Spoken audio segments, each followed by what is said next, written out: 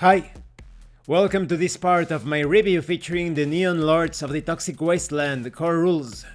If you haven't seen the other parts of my review, featuring this science fantasy post-apocalypse role-playing game, please check out the playlist in the description below. Before we continue, I would like to talk about this channel's sponsor, Heroes and Hardships. This is a universal RPG system, allowing you to play any sort of adventure, campaign, scenario. You can create any sort of character imaginable. You have hundreds of tools to accomplish that. I'm going to put a few links in the description that will take you to the Kickstarter that is ongoing and it is in its stretch goals. You will also find links to the Discord, to the website, to the Tetsubo section of the website. Tetsubo is an upcoming setting inspired by Japan's Sengoku era.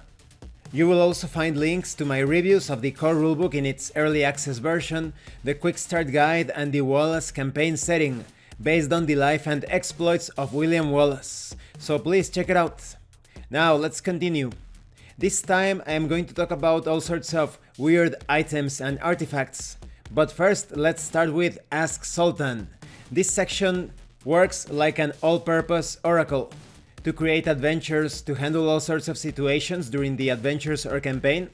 And of course it's also going to be very useful in solo or co-op play. But remember that this role-playing game has an expansion or supplement specific to play this role-playing game as a solo experience.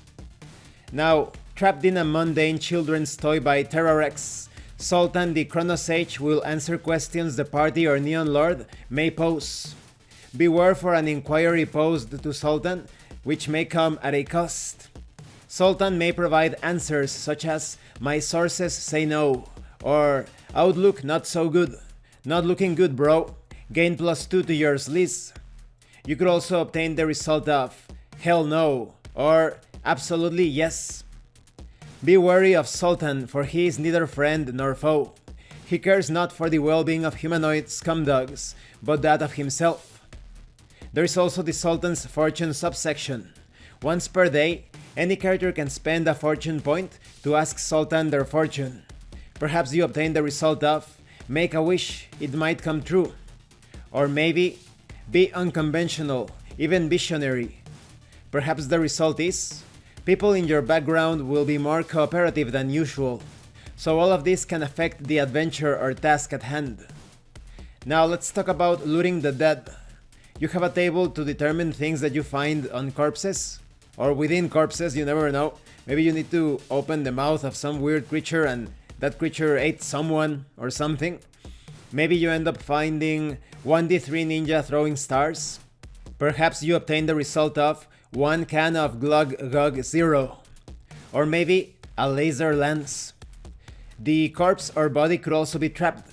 Maybe there is a drug bomb. It goes off in your face, causing you to roll on the drug effects table. Or maybe there is a finger popper which takes one of your fingers. Then we have the rich stuff section. When it comes to gold pieces or tokens, this slang term derives from the coins resembling arcade tokens. You will be using these tokens as currency, but you can also use gems or even humanoid teeth. This is usually the currency between mutants. Then you have information on all sorts of things that you can find in the wastelands or that you can purchase, such as the Big Rig Trucker Cap, which adds 1d6 to your arm wrestling dice. It adds 2 6-sided dice if worn backwards. You also have the I'm with Slimy t-shirt, a ratty old relic of the Flesh Gods. This shirt was worn as a joke. While equipped, you gain +5 to your sleaze score, but you gain a -5 penalty to your attitude score until your next long rest. Additionally, you can get +5 to your attitude score while your sleaze score gets -5 instead. You can also find the Golden Axe, the last weapon made in the Star Forge by the legendary dwarfling Thunderhead. I'm sure some of you will get the reference.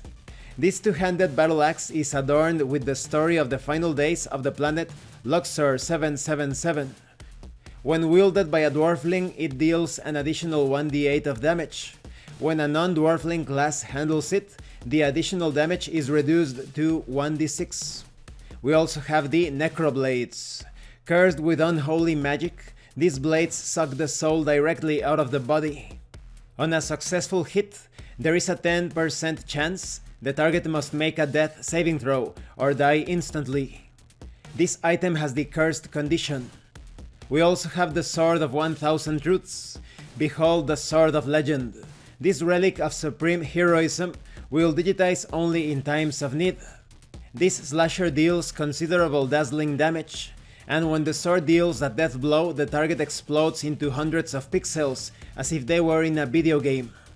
There are many things in this section, such as effects when you eat or drink something, all sorts of arcane and wicked relics that I'm going to avoid spoiling because some of them are so powerful and so unpredictable that they could serve as the focus for an entire adventure, or maybe an entire campaign. There is even one that reminds you of the Infinity Gauntlet. And this concludes this part of the review. In the next part we are going to talk about the background history of the setting.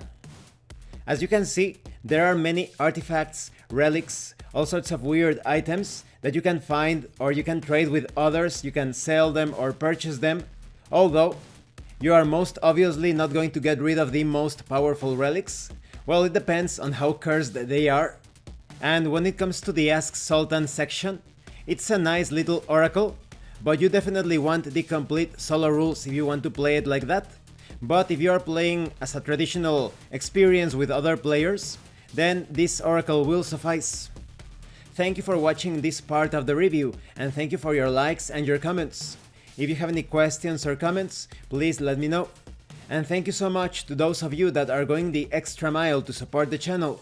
If anyone else wishes to further support the channel, the information on how to do that will be in the description below. Once again, thank you, and see you later.